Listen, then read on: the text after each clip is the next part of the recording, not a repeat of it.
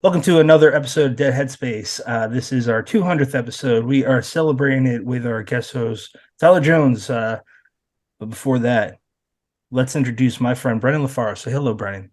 Hello, everybody. And our good friend, Tyler Jones. Say hello, Tyler. Hello. We're celebrating the 200th episode with author that us three are huge fans of, Dennis Lehane. Say hello, Dennis. Hey, everybody. Um, I thought that we usually ask people what got you into typically horror books or crime if you're a crime writer.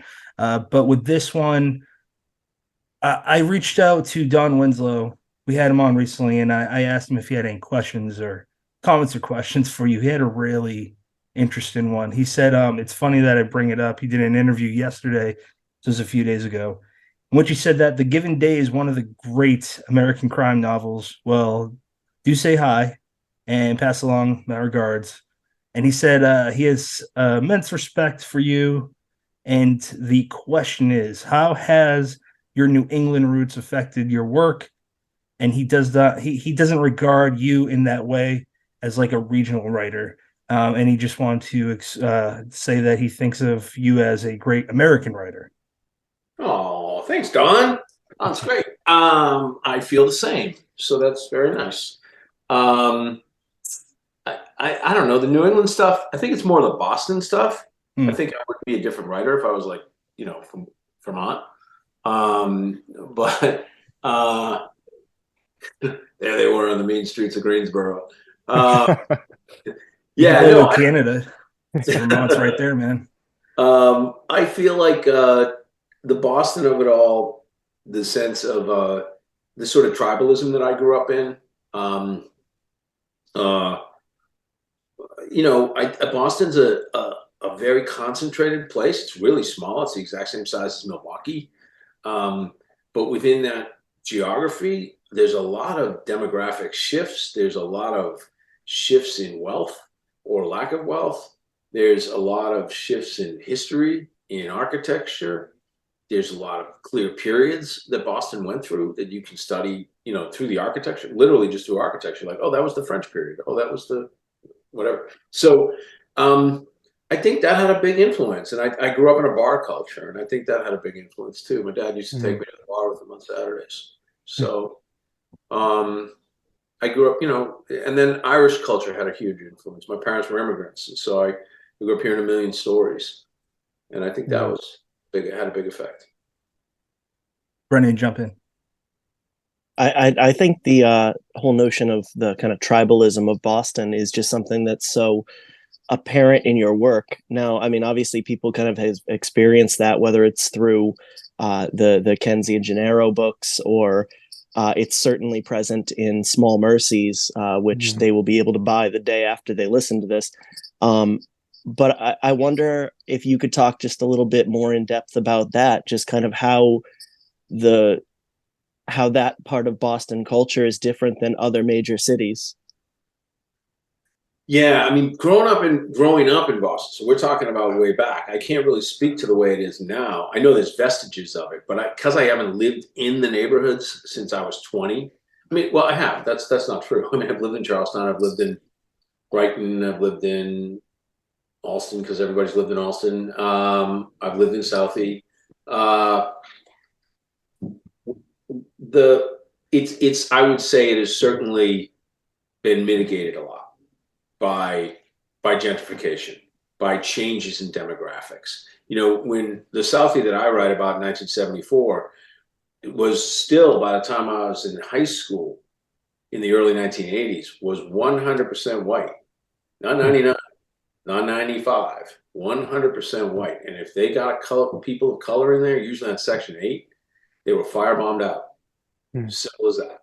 So when you look at and Southie wasn't the only one. I don't want to just paint the brush. There were parts of Dorchester that were 100% Irish, or you better not show your ass there. And um, there were parts of Hyde Park that were like that. I mean, the city was and then the city was very kind of tribal and balkanized in the sense that you could say, oh, um, if I go to this neighborhood in Revere, actually be almost all Italian. If I go to the North End, it'll be mostly Italian. If I go over here in Alston, it'll be Brazilian. If I go over here into Roxbury or parts of Dorchester, it will be black or it will be Puerto Rican. It was, they were little pockets. It wasn't like anything around them the melting pot wasn't melting, is the way I put it. And that changed. That began to really change and ramp up in the 80s. I remember, Charlestown to me seems like the first area that gentrified.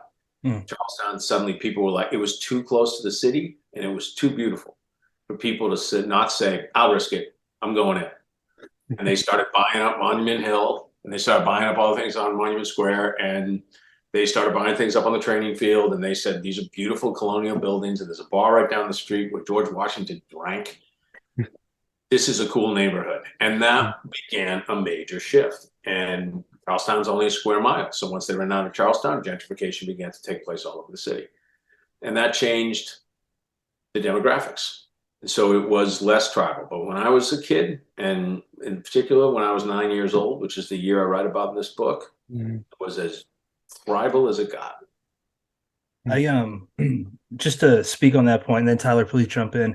Yeah. I used to be a Teamster when I still lived in Massachusetts, so quite a while ago, young 20s, and I delivered not too often in Boston, but I delivered there sometimes, and we were at a stop in Southie. I forget, I think it was Al's Liquor. They have on the side of the building, there's this huge logo painted by the Dropkick Murphys. It's for one of their albums.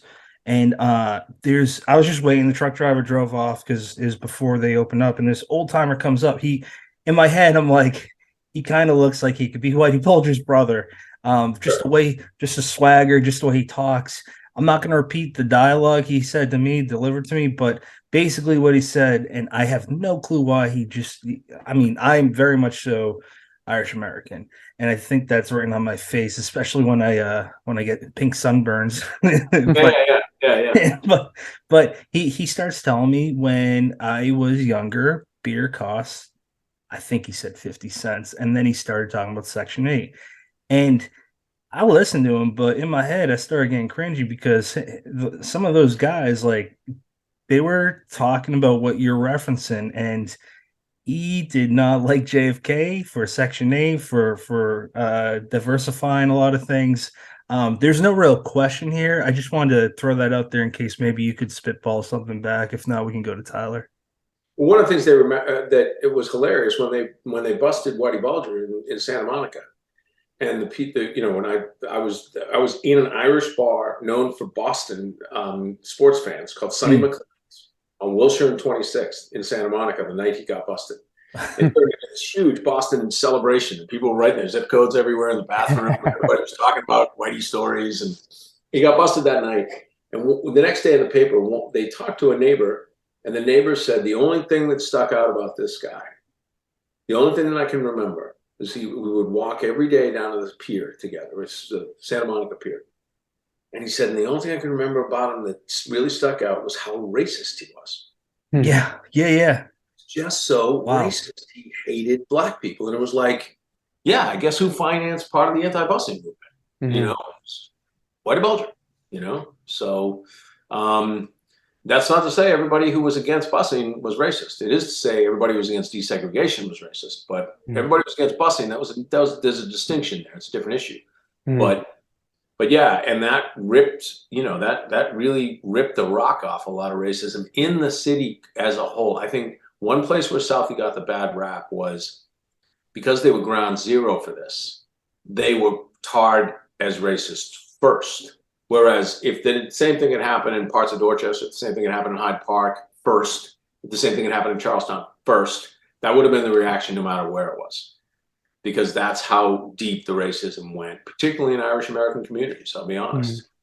And it's interesting considering, and then Tyler, I'll really shut the hell up. It's really interesting considering, like, I'm third generation in this country, but it's really interesting to think about where we came from. I'm not comparing. I'm throwing this out there in case there's a listener that's going to try to say I compared Irish and Black. That's not the case, but it's interesting because of how our people were treated when we first got here, and up until I don't know what the 60s when JFK went into office, it really didn't start shifting until that point. Um, Well, it's in Boston, no, Boston, I would say it was shifting by the 20s, and it wasn't New York, it wasn't Chicago. They figured out the way in, which okay. the Irish in those cities figured out take the jobs nobody wants, which is the Mm, police, the fire department, you Mm. know, get in the hospitals, get into the low level parts of City Hall and work your way up. Mm. So that was an ethos that was going on in Irish American communities in the big cities, and but then they were truly legitimized with the election of JFK, as was Catholicism. You yeah, know, those were, Mm. Yeah. so absolutely. Tyler, go ahead, buddy. Well, first of all, Dennis, I've been a massive fan of your work for decades now. Like, thanks, man. just a huge fan. And I have to tell you, Small Mercies, I didn't just read this book, and I lived in it, breathed in it, and I staggered out of it 3 days later. And I'm not just saying this because we're on this podcast together. I've been telling this to everybody. Like, I can't remember the last time a book affected me so deeply. Like, it put me in a weird funk for days. Just thinking about life and existence and where we've come as a country and where we're going, like all these complex things that this book brought up. Wow, And it's just a really powerful book. thank The you. question I had for you is, the subject matter is obviously fairly incendiary, and it's a great conversation starter. For example, I was talking about it with my mom, and she was living in Florida at the time that desegregation happened there. So she had her own versions of these events and stories. Is this a book that you think you could have written 10 years ago? Maybe if I had gotten the through line. When Mhm. I was always looking to tell the story of busing. So what brought me to LA was a television show pitch based on a story that was set during busing, the run up to busing. So it started in '73, Okay. and that was a big, broad conspiracy thriller with a huge cast of characters. And that didn't work. And I thought about turning it into a book. My agents several times said, "Would you do that as a book?" And I was like, I don't know. But I had constantly said in my head, I got to tell the story of Boston because the story of Boston is Boston, and I Mm. really wanted to, it's the story of Boston. And so I I was just kind of in search of a story. I knew my backdrop. I didn't have my story. Mm. And then all of a sudden, this story came to me, and I saw this woman in my head, and I first envisioned her just for a second, like she was in a roller derby stance. That's how And I was like thinking of these women that I knew growing up. I had a friend. We grew up in Dorchester, just south of the South Boston line, right? Dorchester was considered a pretty tough place, but we knew what real tough was. And it wasn't us, right? And one of my friends got the shit kicked out of him by three girls on a subway platform, three South Boston girls. And there was no shame to it. None. We were all just like, yeah, I would have run. You know what I mean? Those girls were tough, man. They were tough, and they were raised by tough women and tough men. Mm. And they were raised in poverty, particularly the project kids. Yeah. So they had these really tough lives, and they were raised by really tough people who had had really tough lives, and on and on and on. It's generational. And so I started thinking about the women who I knew like this, and I knew several. And I thought, what if you set that woman loose with nothing left to lose in the summer of '74? What would that look like? And that was it. I finally got it. That was the start. Got my through line. And I had this image of her speaking to like a 19-year-old boy, and he gave her back talk, and she beat the shit out of him. And I thought, that's where I'm going. And I was off to the races right from there. That was I think that happens in chapter 6 in the book. Mhm. But and it's very important to note how she beats this kid up. She keeps punching. She never stops. And she gets pulled off. She realizes her legs are free. So she gets in like 3 boots to the face of this kid. And I was like, that's who this person is. It's not like, it's not about it's not about the size of the dog in the fight. It's the fight in the dog. And Mhm. she's got a ton of fight in her. And she then accepts, I think about halfway through the novel, she knows the likelihood of her survival is very minimal. She Mhm. knows that. She gets it in her head. And she's like, fine, I'm going all the way. Mhm. And it's kind of like I accepted my death. You better accept yours. Because here I come. And to set that against the backdrop of that really ferocious summer, that's how I think of that summer. It was ferocious in every way. It was hot, it was loud, it was violent, it was angry, it was filled with screaming, it was filled with some of the worst graffiti I've ever seen in my life. If anybody ever tries to tell you that wasn't how it was, pick up a book called Dorchester Days by Eugene Richards. It's a photo essay. And in the middle of that is the South Boston section, even though it's mostly shot in my neighborhood of Dorchester. And look at some of the graffiti you see, and then tell me that that wasn't going on, because it was. And I wanted to finally make sense of that summer, because I feel like it was kind of the last summer I ever had of being kind of like a kid, Mhm. you know? Yeah. Tyler, you got a follow up? Yeah, I was thinking Tyler, it's a brave book. It's courageous in the sense that you don't hold anything back. Was that a consideration at all, or like did you just go all in on this story wherever it led, wherever it would go, that's where you were going? That's where I was going. Yeah. I said from the very beginning, Mary Pat is a racist. Is Mhm. she as racist as some of the other people in the book? No. But is she as non-racist as she thinks she is when the book starts? No. And it's really about her journey to understand racism. Nobody's born racist. It's simple. I'm sorry. It's amazing that you have to keep repeating that this late in the world. Mhm. You don't find too many 4-year-old racists. Just doesn't happen. And so racism is taught. Racism is taught and it is handed down. It is handed down like genetic deformity or a virus, whatever you want to call it, but it is handed down.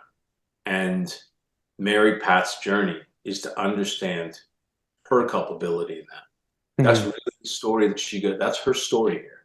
Is did I inadvertently contribute to the violence that has robbed her of everybody she loves? Mhm. Her husband has left her before the book starts, and his reason is because of your hate, and she doesn't understand it. She doesn't get it. Mhm. She's like, "What do I hate? I'm just going along." Mhm. And then each of the other people who she loses throughout the course of her life, if you do the long connection, it's they were all stuck in the same rage. They were all stuck in the same self-destructive victimization. They were all stuck in racism. Mhm. And that's kind of the journey she goes on. And no, I didn't want to pull any punches. Um I I felt my editor worked with me repeatedly to dial back anything that could have been misconceived as coming from the narrator's voice. Mhm. I was okay with that. I was like, yeah, we don't Mhm. want that out there. And he convinced me to cut this one passage that was kind of an homage to the scene in Do the Right Thing, where each of the guys stands and looks at the Mhm. camera and rags about the racial characteristics of another. Yeah. And my editor was like, I think we should lose that. And I gave it a lot of thought. I said, what do I lose if I lose it? I'm okay with it. Okay, I gave it a lot Mhm. of thought and I took that out. Okay. But beyond that, there were times when he would say to me, I really think this is a moment for an epiphany for her, a revelation. She can understand here. And I'm like, no, she can't. Mhm. She's 44 years old. She grew up in the projects. She's been shoveled this stuff since she was 4 or 5. So that's 39 years of racism being shoved down your throat. She's not going to travel 1,000 miles in a week, Mhm. psychologically speaking. She's going to travel a couple of 100 yards, and that's good enough. That's good enough. That gives us hope. So that when Yeah. she gives the she has a model. I think of it as a monologue. She has a monologue in the end from a phone booth in Charlestown, and she calls somebody and she starts talking about what it was to be sold racism as a child, and then to turn around and sell that same racism to your children. And that, I think, is as far as she can get to understand, what her culpability is in all of this. And there's an authenticity to that. It's, and I say this extremely sparingly. I'm so sorry if it offends, but like, there's almost like the overall story has this almost kind of like badass Liam Neeson from Taken vibe, but it's not that at all, because this woman is an absolute product of her environment. There is no false narrative. There is no fakeness to the motives, to the actions, to any of the end results. Every single thing has its place.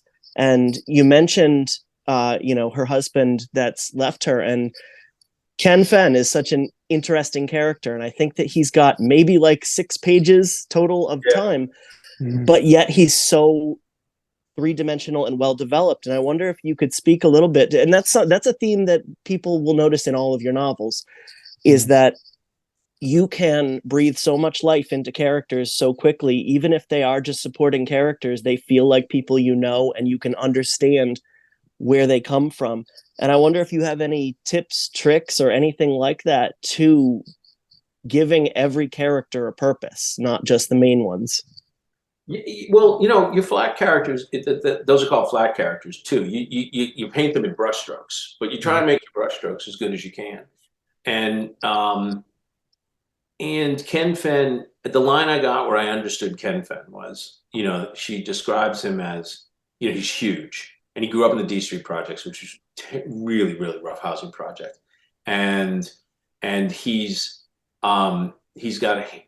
I wish I could remember the metaphor. She describes his hands as like anvils or something. I can't remember, but they're huge. Everything about him is huge. And she says, and if you picked a fight with him,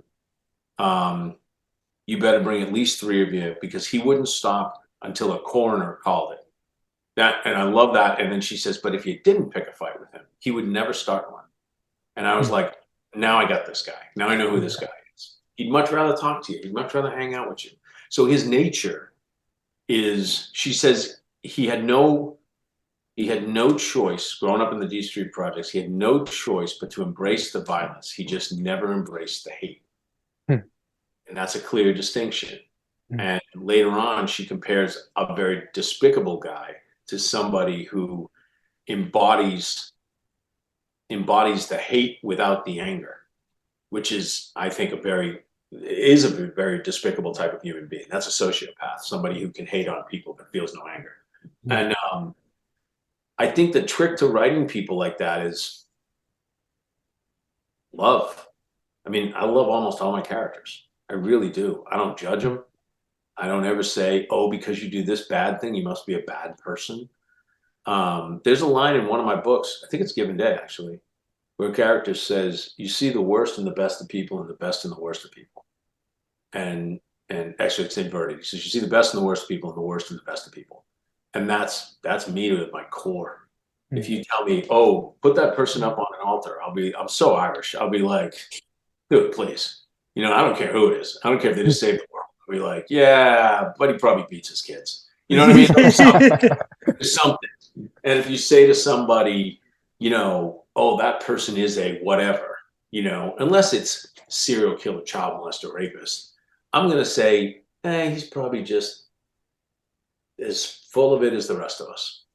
We're all idiots. We're all idiots, and we're all trying to get to shore in the same stupid boat, and we're never going to make it. But and so I think when I write characters, that's, for me, the key is, do not ever judge them. Don't tell yourself you're bad guy, you're bad guy. It doesn't work that way. And most times, obviously, I've created a pretty group of bad dudes in this book. They're pretty reprehensible. It's maybe one of my more reprehensible groups of bad guys when you get finally into the heart of the Butler gang, and to all their crimes. But even they even they love their kids. You know what I mean? Like Mhm. even they try to do nice things for their wives. You know what I mean? Like it's like, you know, are they awful human beings? Yeah, they are. But put them in a different circumstance, and I think all of them, with the exception of Marty and Frankie, could be different people. Mhm. I think Marty and Frankie are the stone cold killers in this book. You know, Mhm. they you know, so. But I Uh, wonder, to a degree, would you say that like Marty does terrible things and knows he does terrible things, but ultimately believes that it's that the ends justify the means, that it's for the good of the community? Yeah. So what's the okay? Look at it this way. What's the difference between, say, a feudal king in 13th century England and a gang boss in 21st century America or 20th century America? What's the difference? The difference is one has the imprimatur of the state and the other doesn't. That's the only one I see. I don't see a moral difference. You know, they're both trying to amass wealth. They both know that the best way to keep their people loving them is to provide for them. So they provide, not because they're nice guys, but they want to stave off a revolution.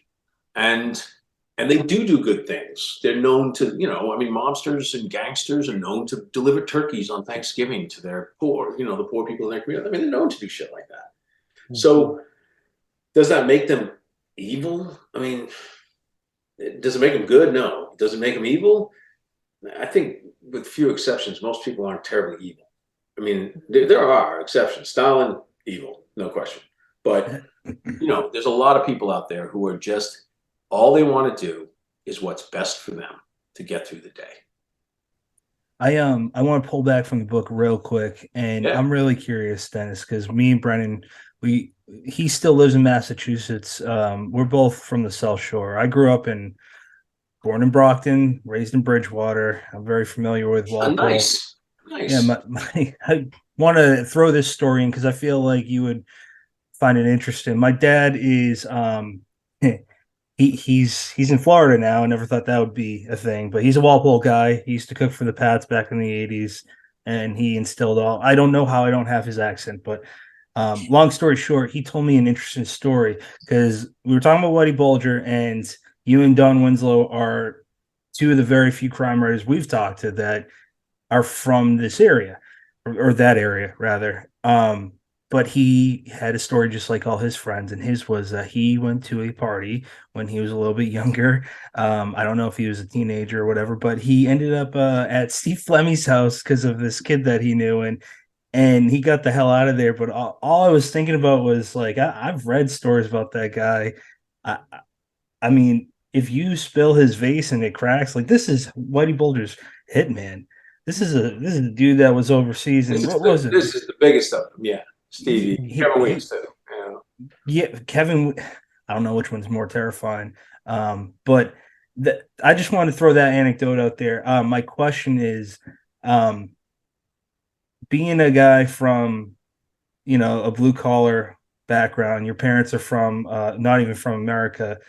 Yeah. Did I'm trying not to word this like a rookie interviewer, but I don't know how else to ask it because when I grew up, all I want to do is write and entertain. So I do the Yeah. podcast and I write. And until social media, I never really thought that I would leave Bridgewater. I just thought that I would be some like townie forever until I Sure. met a South Jersey girl. But my question is do you still feel like you have a chip on your shoulder? Because I feel like this is something I'll never know until it happens. But I feel like even if I made it in your position, I'd still feel like I had a chip on my shoulder because I'm very much so from the same cut from the same cloth as you. Like the whole Irish American thing, the Catholic thing. Like you always feeling like you're guilty. You always feeling like you got to prove yourself. Do you still feel like that? Oh, sure. Yeah, sure. I mean, I don't believe in too many of the new agey psychiatric concepts, but the one I do believe in very strongly is the inner child, and I do think the inner Mhm. child never leaves you, and and whoever you were when you were being formed, and all your first pains were being experienced, that kid's still in there. Mhm. That's the kid who usually comes out to fight, whether that fight be a physical fight, which hopefully we're all past, or it be an argument with your wife, or it be Mhm. an argument with your kids sometimes, you know? Mhm. So I feel like I don't know if I have so much of a chip on my shoulder as I used to. I know sometimes,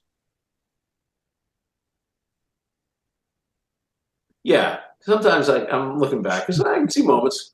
What I do have is not so much a chip about personal issues, but I will always have class rage Oh hiding yeah, sure. beneath the surface. Mhm. So Dennis, that reminds me, I saw you on tour here in Portland when you were promoting World Gone By, and yeah, you told this story. Somebody asked you about you weren't living in Boston anymore, but they yeah. still asked if it influenced you, and you told a story about how some guy cut you off in a Range Rover. Oh Yeah. god. You're like, of course this asshole's driving a Range Rover. I think it was your wife who was like, "What are you driving right now?" A Range Like you Rover. exactly. Yeah, that's it. That's it right there. I mean, that's some messed up class rage, you know? Um, yeah, yeah. This But I even to douchebag. this day, no matter what it's so funny. I drive my favorite car of all my cars I've held on. I mean, I don't have a billion cars. I just go through cars fast. I would trade them in every couple of years. But a car I've had now for 12 years is just a basic $28,000 Jeep Wrangler, which is Mhm. probably not worth like 10. And and I do notice one thing when I drive that Wrangler, people treat me really well, way better than they do when I drive like way better. People like, sure, come on in. Yeah. They let me into traffic. They let me, you know what I mean? You Yeah. come around in your Audi, people are like, fuck you. Yeah. One of us. Uh, Yeah. I there's different rule. So I'm in South Jersey now. I've been here since 2015, and there's different. There are different mindsets, man. Like my wife, I'm not an angry guy. Like this is who I am. But behind the wheel, like I'm not trying to kill anyone, but I was a lot more aggressive than South Jersey people. And when she used to drive up through Connecticut or like Massachusetts, it was interesting seeing someone from a different world come into specifically Massachusetts. Because yeah, it's warfare, man. even in the Cape, man, even in the fucking Cape where it's beautiful. Oh yeah, no, because you got to deal with those bridges. Sooner or later, you know, you come to those damn bridges. Warm It's gonna Bridge is take the you worst. like, oh my God, like so I'm sorry, I get in the worst mood going out of the Cape. My parents moved to the Cape, and they used to say, they had a house in the Cape and a house in Florida. This is many years ago, but they everybody in the family pointed out the fact that I would see them more in Florida than I would see them in the Cape. I'm like, I'm not doing that commute. I'll get on a plane, I'll fly to Tampa. I'm not It driving sucks. a horn, It you know. absolutely sucks. Yeah. My Brendan, go ahead, buddy. All right. I'm going to steer us in a different direction. Sure.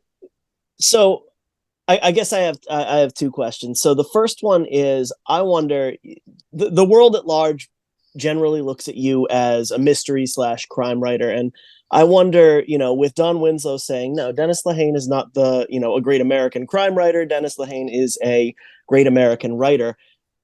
How do you see yourself? You know, it doesn't matter.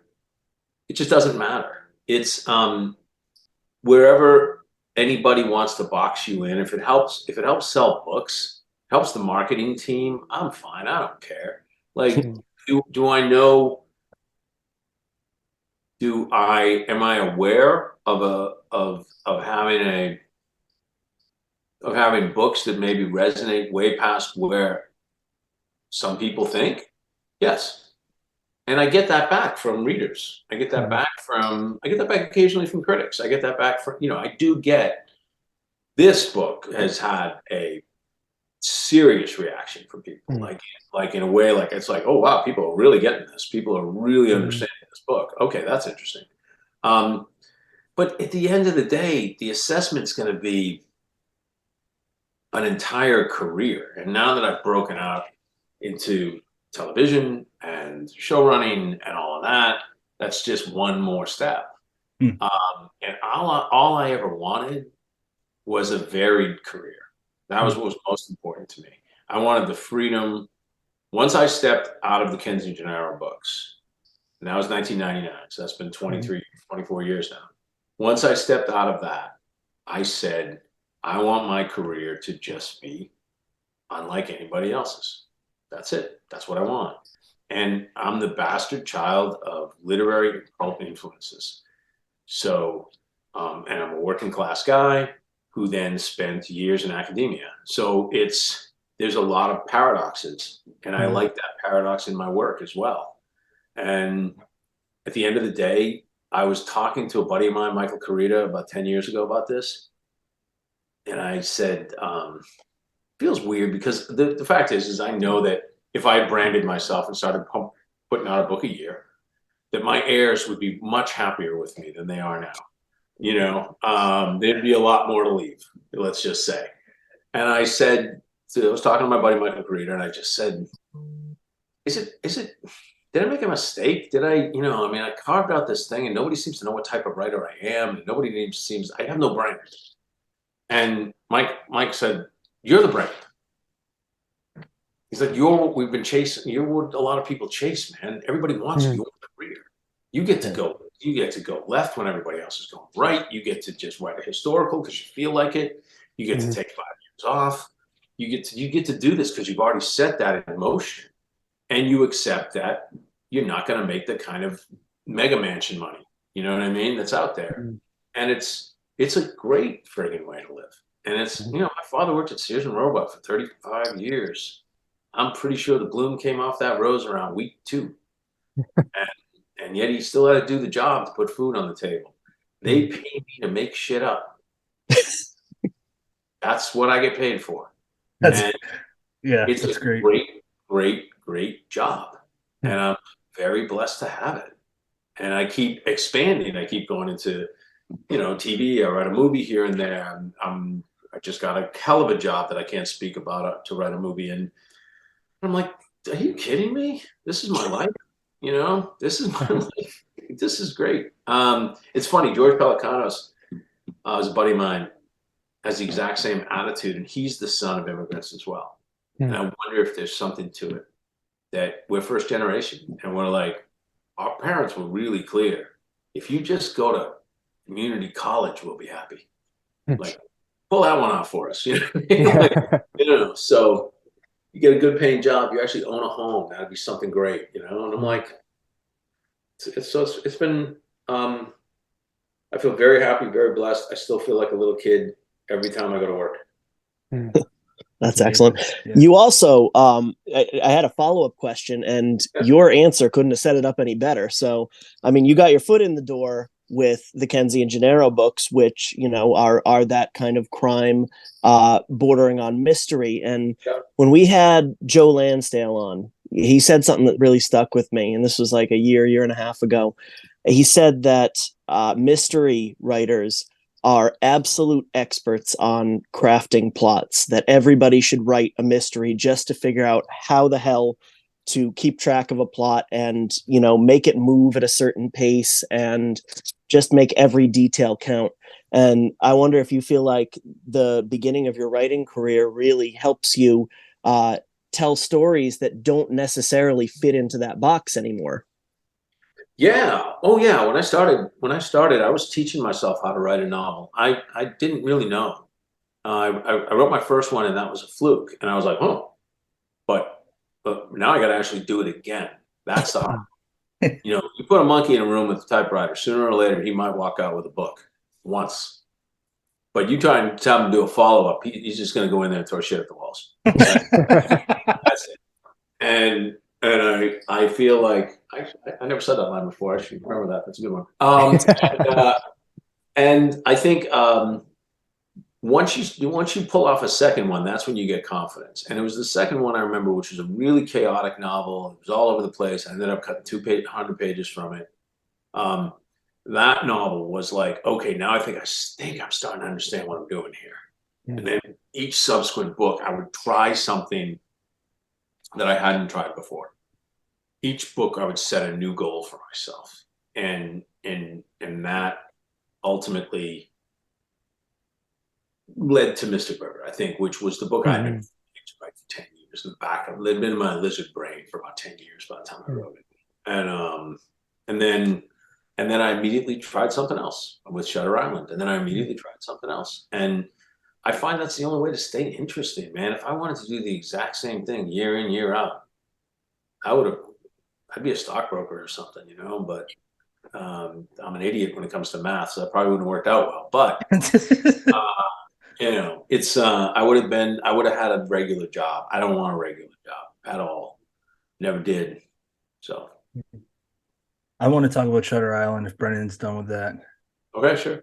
Yeah, so that is no bullshit. That's one of my favorite books. It's a great movie. It was actually, I don't know how much, but some of it was shot in, for those not familiar with Massachusetts towns, Taunton, Massachusetts, Hmm? literally one or two streets over from where one of my friends lived.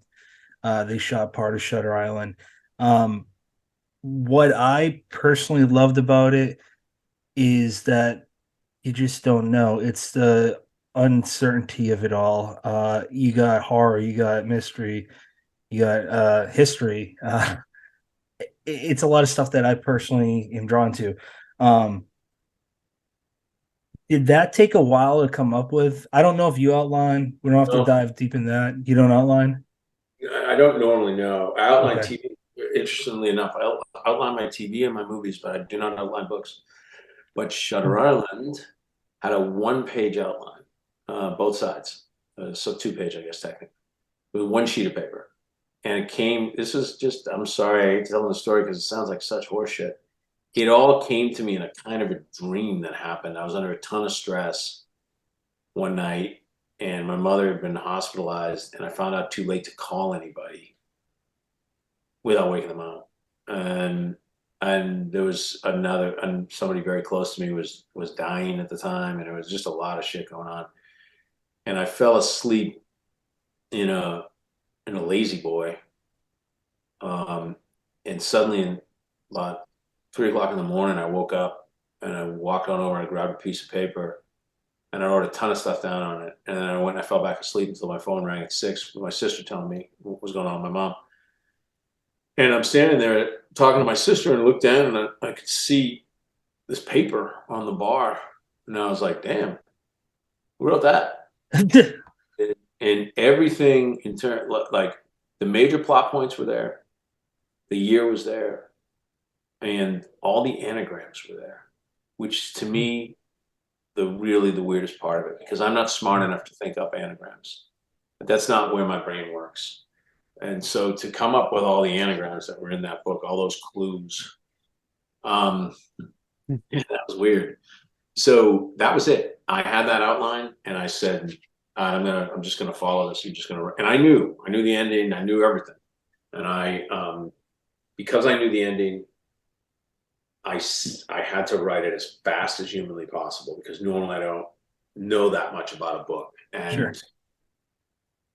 and I get bored if I know too much. So I just blasted it. I wrote it. That happened in the summer. That was the summer of 2001, 2002. It was the summer of 2002, and I just slammed it. I just didn't stop, and I finished it on Christmas Day 2002. And so it was probably a 4 month, 5 month writing process. You know, some Is months. that quick for you? Yeah, it's super quick.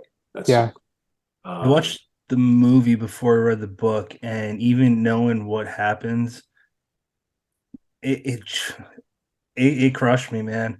Whether I know this is the one thing you'll never answer. I'm not asking the question about is it real, is it not, but whether it is or isn't, that's not the point. To me, as a reader, like I got a 3-year-old, my wife's 5 months pregnant, so I got another boy on the way, and that's like, it. thanks, man. I bring that up because your life change, like we're all fathers. Your life changes completely, and you don't get it until you have a kid. But I don't know about you guys, but for me, like I'm not helicoptering parenting my kids or whatever in the sense where I'm paranoid about everything. Like I have fun with them, but I'm always thinking about it. I put that in my writing, but to read what this guy goes through, whether it's real or not, it's real to him, and that's the scary shit. Because I think a lot of us think about like the worst. Probably all of us think about worst case scenarios. I'm wondering, after this question, Tyler, jump in. I'm wondering if there's anything close to what your fears for you as a father was put into this book. Shutter Island. Yeah. Shutter Island, no. Small Mercies, yes. Okay. Yeah, Small Mercies is very much about parenting, and it's about all that you live in fear of. Even as simple as there's a scene very late in the book where Bobby, the co-star of the book, if you will, the second most important character in the book, police officer, Bobby Coyne's son gets in a minor accident where he breaks his leg, and there's a meditation on parenting in there, parenthood, what it is to be a parent, how it is to live in fear, how it is to hold. You go insane if every day you woke up and said to yourself, I control nothing. You'd go insane, I think. So you have to tell yourself you have some sort of control over what happens to your children, but we all know it's a lie. It's just a lie. And so it's living with the constant fear of, I think the old cliche is true, which is, your heart is outside your body and it's walking around. And that's what you live with. And you can't protect it. Not if the world, as the book says, not if the world comes to take its bite. So that's I think as parents, and if we're all fathers, I think we all know the horror of having those nightmarish dreams that you have as a parent. You wake up and you're like, and you just had a dream in which your kid got hit by a car, right in front of you. Like those things happen. Like, it's just terrifying, terrifying. Parenting is not for wimps. Let me just put it that way. It's not for wimps. And then I think there was also that the journey that Mary Pat goes through in Small Mercies is a journey of realizing, that you do so much. You screw your kids up. You don't know you're doing it. You just don't know. But you're carrying your crap into a relationship with your kid. You're carrying stuff that you don't even understand about yourself into a relationship with a kid. And it wasn't until I find two very interesting things about parenting in terms of your own childhood. As you're a parent, there's so many moments where you look at your kid or you look at your parenting with your kid and you forgive your parents for something. You go, now I understand why you snapped. Yeah. Now I understand why you got so mad. But then there are these moments, and these are, I think, the most troubling of all, I feel, when you do the exact same thing and you don't forgive your parents. Because you see yourself through a 4-year-old, or you see yourself through an 8-year-old, and you go, no, you don't get off the hook for that. Yeah. You did that to me when I was 8, when I was that age? Are you crazy? So there's some of that. And I think that, again, bringing it all back to Small Mercies, I was 9, and I was 9 when that summer '74. My daughter was 9 when I wrote it. My daughter has a personality and a nature very much like me. It's my youngest daughter. And the oldest daughter's much like her mom. The youngest daughter's like me. And I would look at my daughter and say, what if she had been exposed to watching adults throw rocks at buses with kids on them? Jesus Christ. Yeah, What that's if terrible. she had been walking down a street and seen the words KKK spray painted on a wall in Boston? What if she had seen what I saw, which was graffiti that said, kill all N-words? Kill all N-words. You're 9. Easy. And I thought, what would that do to her? And because she's a sweet kid. And I thought, that's what you're pissed off about, Dennis, me. That's what you've been so angry about, which is I was that kid.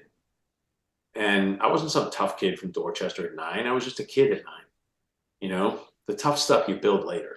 You put that on like a jacket. It's still BS, but at 9, I was just this very impressionable little kid who wanted the best in the world. And suddenly I'm watching all my neighbors, my relatives, dropping the N-word left and right, talking about how outraged they are, talking about how these people aren't the same as us. And, and you're like, do you see that through the eyes of your 9-year-old? And suddenly you're far less forgiving, And that's the way I was. I was like, y'all were completely wrong. I'm not talking about the people who were civilly disobedient against busing, because the thing about busing, not desegregation, the thing about busing was that it was the solution to the problem, and the problem had to be addressed, and it had to be addressed right then and there. There is no question. Justice had been delayed too long. Absolutely. But then the solution they came up with, A, busing was not necessarily the best idea, but then B, 2 months before Garrity's decision in Morgan versus Hennigan, the thing that led to busing, 2 months before that, the suburbs pulled out. All the rich suburbs pulled out. So it was left only to the poor neighborhoods in the inner city. Now, if this had been a county-wide experiment, or even a two-county experiment, Suffolk and Middlesex, let's say, and maybe Norfolk, throw them all in there, I think it would have been the single greatest movement forward for desegregation, for equality in education in the history of the country. I believe that. And I think it would have worked. But because they left only the poor holding the bag, the poor had one more way to say, once again, people making decisions that we had no vote in. And could take that and use it to justify all sorts of horrible things. And that was a hellish kind of landscape to grow up from 74 to 76 was when it really, 76 was when it started to temper down a little bit. And to be a kid who just didn't get it was very strange. And that comes into my parenting all the time now, is looking at my kids and saying, what do they need that doesn't come from my what do they need here? Can you see them? Can you hear them? As opposed to just projecting my own BS on them, which I'm going to do no matter what. Guaranteed. It's the only guarantee you're going to screw up your parents. I mean, Bobby says to Mary Pat in the book, parenting is failure. It is. You fail all the time. Every now and then you get one right and you're like, yeah. But so many times you're like, oh man, the kid leaves the room and you go, well, why didn't I have the words that I needed there? Yeah. That's such a common part of parenting. So. Tyler, jump in. You look like you got something good. Someone told me once, an old man, that you spend 18 years doing the best you can to raise your kids for them to spend the next 20 years in therapy. Yeah. I just, I do go by a simple rule, which I have girls. So if you're a father and you were raised tough, you're going to spoil girls. I spoil my girls. I'm straight up about it. I'll just be like, I don't mind if you're spoiled. I just don't want you to be bitches. Just realize that you're spoiled. I'll say it to them all the time. I'm like, all right, you're spoiled. Thank you. And I feel that the two most important things as a father that I can give my girls is that they feel safe and that they feel loved. And it's literally that simple. I'll build out everything else, but those are my two poles. You got to feel that. And then don't go out with bad guys. That's my prayer. It's my prayer. Hopefully they see how their dad is an example of a man, I hope so. But then they could see me and be like, yeah, he's boring. And he's whatever. He's old. They love to tell me. Good. They love to tell me how old I am. So. Tyler, let's go with you with the question we talked about. Brennan, you do one, I'll do my last one, and then we'll leave. That's a lot of directions. Just throw it to Tyler. Tyler, you, then me. How about that, buddy? Yeah, same amount of directions. Dennis, you brought up screenwriting, and I was in show running as well. So you've really been doing a lot lately. I'm curious, how do you balance all of that with novel writing? And I'm curious what your process is for the screenwriting, show writing. Do you write novels within that? I couldn't write for 4 years. I couldn't write novels for 4 years. I could write scripts, no problem, but I just couldn't write novels. I tried. I kept trying. And it just wouldn't come out. And that was during the peace and prosperity. I mean, the peaceful situation. Then I went to run a TV show in New Orleans. And it was boiling hot, and there was lightning strikes every day, and there was COVID outbreaks all the time, left and right. We got hit with a hurricane. I'm going to say once again how ungodly hot it was. We had a million skirmishes because all television shows and all movies are a form of war. Is about bloodshed, but they're war. And somehow in the midst of all of that craziness, and it was crazy. I sought refuge and I sought refuge in writing a book. It was so weird, and it just flowed right out of me. So peaceful times, nothing. Absolute chaos, wrote, which I think is connected to why a lot of people become writers in the first place. I Yeah. think you become a writer to escape, and I think you become a writer to make order out of your chaos. The world is chaotic. As a kid, you control none of it. How do you control it? You start telling stories, you start creating stories. Now all of a sudden you control a beginning and a middle and an end. Otherwise, though, how do I balance it? I don't think I do yet. I don't know that I do. I mean, it was 6 years between my novels. So clearly, I'm having a lot of fun being a showrunner. I don't like being alone. I was alone for 20 something years writing books. I didn't enjoy any of it, to be honest. I mean, I enjoyed finished product, but I hate being alone. So now I'm in this business where I'm dealing with 200 to 250 people on any given day making a TV show. I get to go all over the place. We do a lot of partying, to be honest with you. It's a long days. You work hard, you play hard. And I love it. I absolutely love it. So Is it something you thought you would love before you did it? Nope. No. No, I was scared of it because I'm not a micromanager. I don't have a micromanaging bone in my body. And so I thought, how am I going to run shows? And you hear all these stories about the great directors or the great showrunners. They're always micromanagers, always. I'm like, that's not me, man. So I just said, I'm going to go and I'm going to hire the best people I can find who have total team player ethos. Have to have that. And then I'm going to trust them to do their job. And I did. And they loved it. They're like, you're awesome. And you're like, you're great. And I'd be like, yeah, certain things I need to see. But like, I'll give you an example. Prop guy would call me and say, hey, we need to have a gun for this scene, which one do you want? And give me a bunch of names. I'd give him one. Be like, that's it? I'm like, yeah. Oh, okay. And then he'd say, well, what about for the bicycle? What kind of bicycle do you want it to be?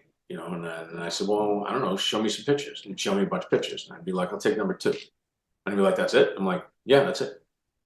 Check with the director if he's got any issues with it. Check with the DP if she's got any issues with it because of the color. But if they don't, we're good. Moving on. And they'd be like, damn, because I'm like, you chose it. You are the prop master.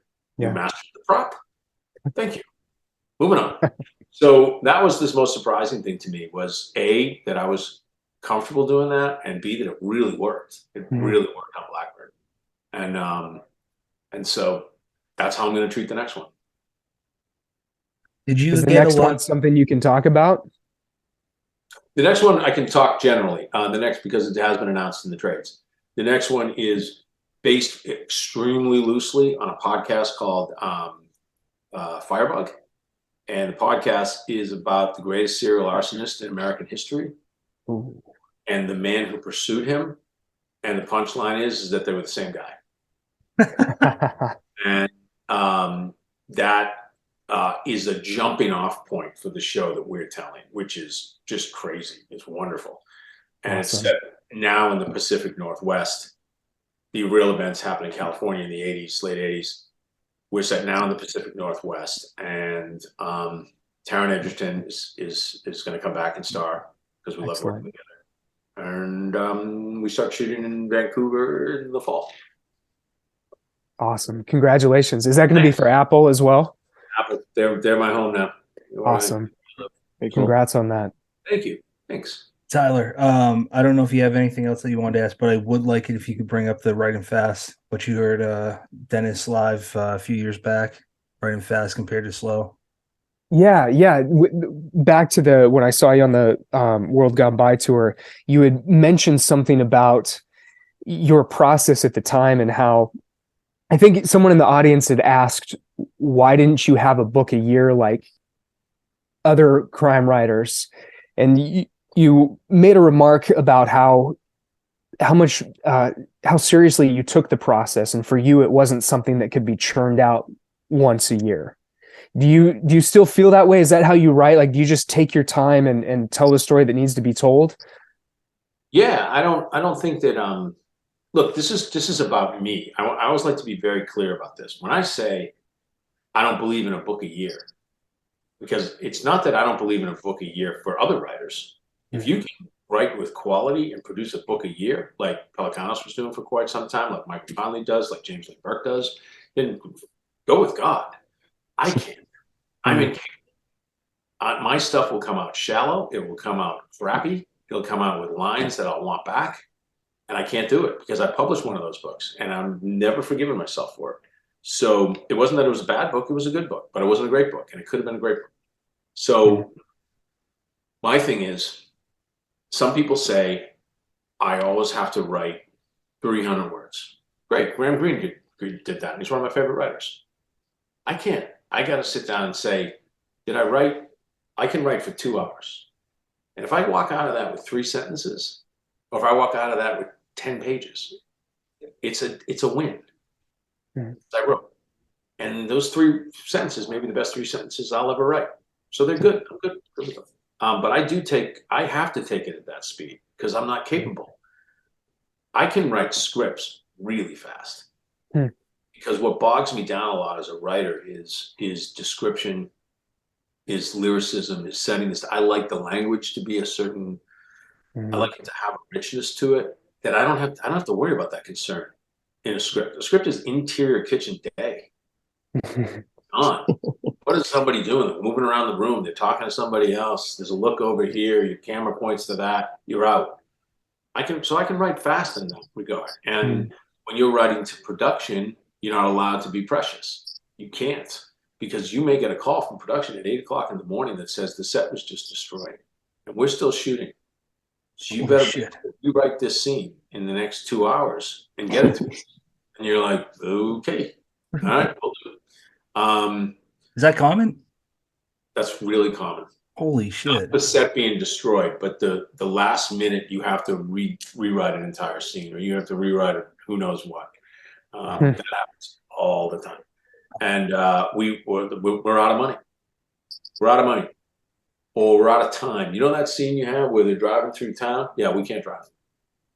Can't drive. That's a 2-day shot. Oh my God. We God. got 1 day left. So you might as well make them park the car somewhere. And then suddenly you're dealing with the reason that they parked the car and why they got out of the car and why they're having a conversation there. And it just goes on and on and on. So you can't be precious about scripts. And that's great. That's fantastic, because where it all comes together is in the editing anyway. And who you choose to shoot it and who you choose to direct it and how you cast it and the words. You know, Sean Penn said a great line to me once. He said, I never trust a quotable line. I thought that's awesome. Because then that means that it's about the line. It's not about the whole story. Yeah. Yeah. I love Sean Penn. That guy's a hell of an actor. Did writing just scripts for a number of years and then show running Blackbird change at all how you wrote Small Mercies, or did you find that process was similar to how you'd been writing novels before? Similar to how I've always been. There's Harold let you in on a secret about that, which is, I think, a lot about you chase it a long time, and then when you're in it, you're like, oh, that's what it is. What's your narrative voice? Who's telling this story? The narrator of Small Mercies is the same narrator as The Drop and the same narrator as Mystic River. It's the same guy. And he's a guy sitting at a bar and he's telling you the story. That's how I see him. So that voice, which is very street, very city, it's dark, but it's also very funny. Yeah. That is my favorite voice. It's my favorite voice to work in. And when I catch that voice, which is kind of like it's going past you like a bird, reach out and get it. The 3 times I've caught that voice, I have been the happiest because it's the closest I can come to the collective voice of the neighborhood I grew up in. That's the voice of my neighborhood. And you know, but again, that's not a consideration you have to even think about in a script. Yeah. You know, right, sorry. Go ahead, Tyler. You hit on a point, the collective voice of the neighborhood. After I finished this book, I told my wife, I felt like I was in Southie, like I had been to these apartments, that I could smell them, that I knew what the furniture looked like. And I would search through the book to try and figure out what lines in particular made me feel as though these were places I'd actually been. And I don't think it was anything specific other than the voice of the person telling me the story, because I believed he had been there. It's the voice, and I think there's certain significant details right off the jump in this book. And what I remember from 1974 is, as a kid, walking into many an apartment that was filled with overflowing ashtrays and Yeah. beer. And that's literally how the book starts. She That's gets right. up, In her apartment, huh? she empties the ashtrays. And Yeah. that was a big thing. I remember my brothers doing that when I was a kid. Watching them get up, first thing they did, dump these huge glass ashtrays into trash cans. You know? So yeah, it's little details like that can go a long way. Long Yeah. way. Yeah, it's true. Yeah.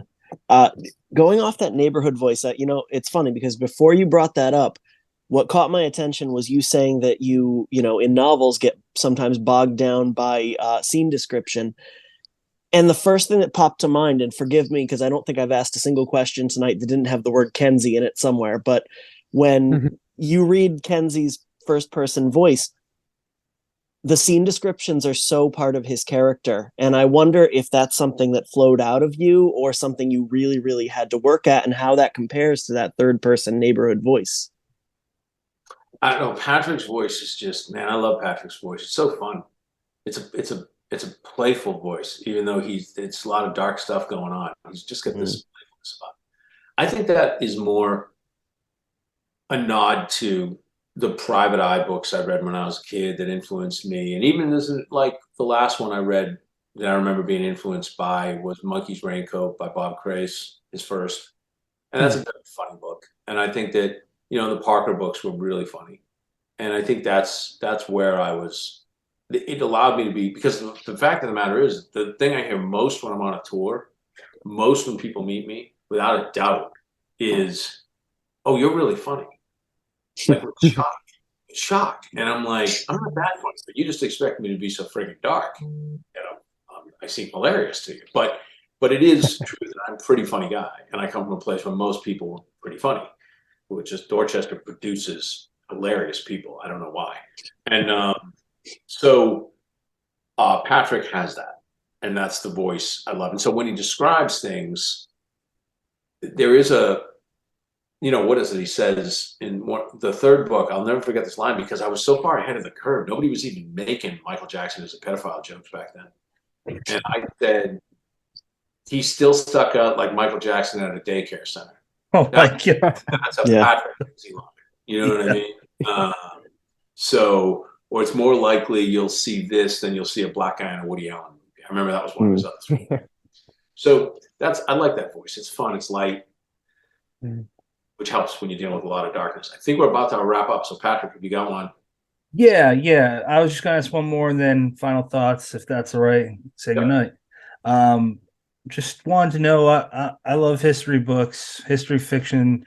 I like to ask authors if they have a hard time, if they're conscious about like the reaction of modern readers, or if you stay more true to the content. Like, how do you tackle that? Is that even cross your mind, or you just focus on the content?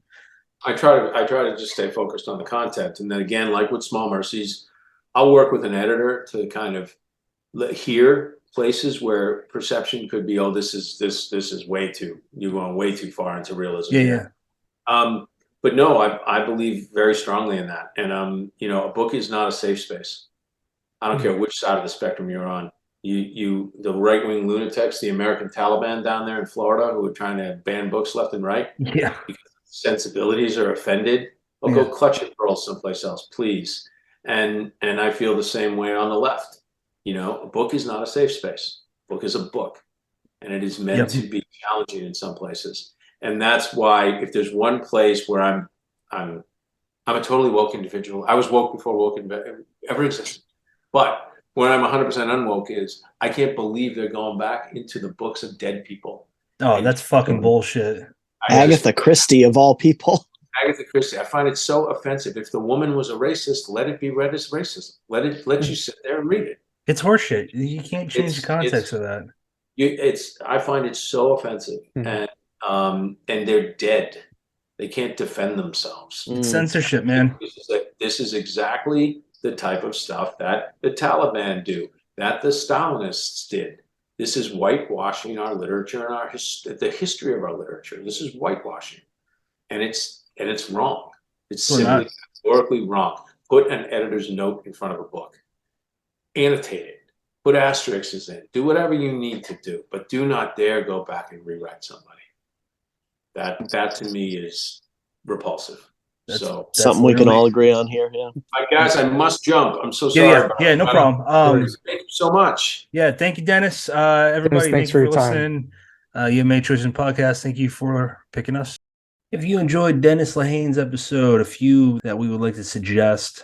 Guest host Tyler Jones. We had him on quite a bit before today, but his first solo episode is 146. Hell of a guy, super intelligent, very interesting. Then we got episode 159. That's Erica T. Where she is the author, White Horse. Check that out. That's full of crime. It's full of horror. It's very reminiscent of Dennis Lehane's work. And then episode 163, Alma Katsu. She is the author of The Fervor, The Hunger, The Deep. She does historic fiction, in my opinion, like no other. She is just one of the greatest writers that we have today. And of course, episode 196, where Brennan, myself, talk with Don Winslow. And that was an episode that is yeah, it was really special, just like Peter Straub in this one with Dennis Lehane. And they just feel unreal that we recorded those. It's we're me and Brennan, Tyler, Erica, Robin, our other host. We're all fans. We're all fans of these people that we get on the show. That's why we talk to them. And sometimes you have people on like Dennis Lehane, and it kind of feels like a dream. And happy to report to anyone that is listening that's a fan of him, or Don Winslow, or Chuck Palahniuk, or Peter Straub, or really anyone we've had on. All great experiences. So we hope that we encourage you to check out more of their books. Let us know what you think of the show. And if you want to check out our websites, deadheadspace.com, we got a store, we got reviews, got a whole lot more there. But you can buy a mug like this for people watching. Dead Headspace mug. Got notebooks, bookmarks, metal bookmarks. I got one myself, use it. T-shirts, a whole lot of